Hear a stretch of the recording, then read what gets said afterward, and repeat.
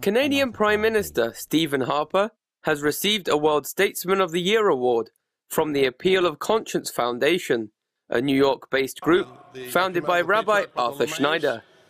Critics say that Stephen Harper's award is a product of his willingness to whitewash Israel's periodic violations of human rights, along with his zealous support for Israel's genocidal plots against Syria, Iran, and any other country which challenges Israeli hegemony in the Middle East.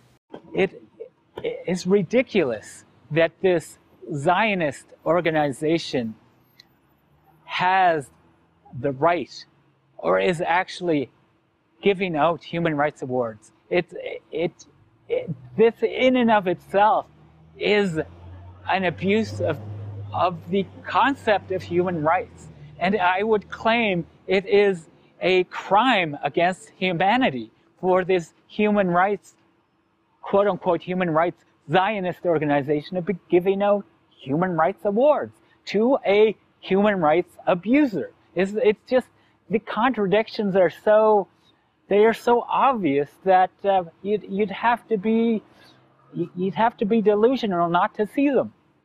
The Canadian Prime Minister incurred criticism from political opponents for not going to the UN while in the Big Apple, preferring instead to spend his time at this exclusive event, a decision that analysts say symbolizes Canada's departure from being an advocate of multilateralism. We see in Stephen Harper, we see this Eurocentric and anti-Muslim racism being paraded as some kind of form of democracy. Harper's award was ostensibly given to him for what the group referred to as his commitment to freedom, human rights, and peace. However, experts say the organization seems to have ignored the Canadian Prime Minister's lack of support for such democratic values.